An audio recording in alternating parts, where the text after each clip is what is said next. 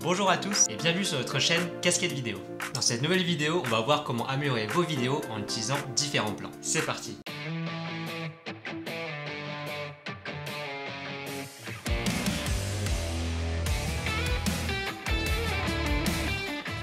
Quand on crée une vidéo, on a un message à faire passer, une histoire à raconter. Pour faire comprendre ce message, il faut donc donner de l'information visuelle aux spectateurs pour qu'ils comprennent le contexte, les personnages ou encore l'intrigue. Dans cette vidéo, on va vous donner 7 plans qui vont vous permettre de raconter vos histoires et donc d'améliorer vos vidéos. La première famille, c'est les plans larges. Alors les plans larges, ils ont comme objectif de décrire. Ils permettent de situer l'environnement et de donner des informations sur le lieu de l'action. Dans les plans larges, on retrouve le plan général qui a lui pour objectif principal de décrire un lieu, une ville ou un paysage, et il montre la totalité du décor pour créer un contexte autour de l'action. On peut y intégrer des personnages, là ils seront vraiment petits, au contraire du plan d'ensemble qu'on va voir tout de suite. Le plan d'ensemble, il est donc très proche du plan général, il va lui aussi se focaliser sur un lieu comme une rue ou une place, mais dans ce plan, il y a les personnages qui sont suffisamment visibles pour qu'on comprenne leurs actions. Donc c'est toujours un plan qui sert à décrire le contexte, mais à l'échelle humaine. Pour filmer ce type de plan, vous pouvez utiliser des objectifs grand angle. Nous, on va par exemple utiliser le 16-35. Après, un téléphone, il faut aussi super bien la faire, puisqu'on retrouve des grands angles, voire des ultra grands angles pour certains smartphones. Une fois que vous avez montré le contexte avec un plan large, il faut commencer à rentrer dans l'action grâce à un plan plus serré, comme le plan moyen. Alors le plan moyen, il pose l'action et les personnages de façon plus significative que les plans larges. On y trouve un ou plusieurs personnages qu'on verra de la tête aux pieds, mais aussi différents éléments du décor.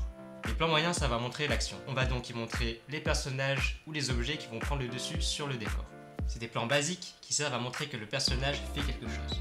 Ensuite, on retrouve un plan qu'on voyait souvent au cinéma à une époque, c'est le plan américain. Le plan américain, il coupe le personnage au niveau des cuisses. C'est un plan qui est assez rapproché pour qu'on voit les expressions des personnages, mais aussi leur posture. On l'appelle plan américain en référence au western, où on voyait donc souvent le pistolet qui était accroché à la taille des personnages. D'ailleurs, n'hésitez pas à mettre un petit coup de clic dans la cloche pour vous abonner à cette chaîne. Certains auront la référence. Pour plus montrer les émotions du personnage, on peut encore se rapprocher pour un plan rapproché.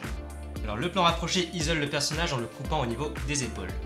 Il permet de montrer les réactions émotionnelles du personnage. L'accent n'est plus mis sur la partie haute du personnage, mais bien sur son visage. L'objectif là est de clairement faire comprendre les intentions du personnage ainsi que sa psychologie. Attention à ne pas confondre ce plan avec le gros plan, qui lui attire aussi l'attention sur le visage du personnage, mais ne donne pas une vision claire du décor. C'est d'ailleurs le prochain plan. On passe maintenant au gros plan. Le gros plan, il sert à émouvoir, à dramatiser. On va donc montrer le visage du personnage pour montrer ses émotions et sa sensibilité. On utilise beaucoup le gros plan au cours des dialogues par exemple. Vous pouvez aussi l'utiliser pour mettre en avant un objet, si vous faites une vidéo pour une marque par exemple. Je vous propose de zoomer encore un peu pour obtenir le très gros plan. Alors le très gros plan, il sert à attirer l'attention sur un détail. Il permet de montrer un détail précis d'un personnage, comme par exemple la cicatrice de Harry Potter. On mettra donc en valeur un caractère spécifique du personnage à l'aide d'un très gros plan. Dans le cas d'un objet, par exemple, on pourra utiliser le cadran d'une montre. On en profite pour saluer Jean de la chaîne Pulsion Mécanique, qui nous fournit ces belles images pour illustrer le très gros plan. Si comme lui vous voulez apprendre la vidéo avec nous, je vous invite à rejoindre notre groupe Facebook Casquette Vidéo. Donc là on a vu ce qu'on appelle l'échelle des plans. En complément de ces plans, vous pouvez utiliser différents angles. La plongée, elle aura tendance à écraser la personne filmée. On utilise souvent cet angle pour montrer un sentiment d'infériorité ou de solitude du personnage. A l'inverse, vous pouvez utiliser la contre-plongée. Alors la contre-plongée sert à faire grandir le sujet dans l'image et lui donner plus de présence. D'ailleurs, quand vous préparez vos vidéos, posez-vous toujours la question sur l'angle que vous voulez utiliser pour mieux servir votre histoire.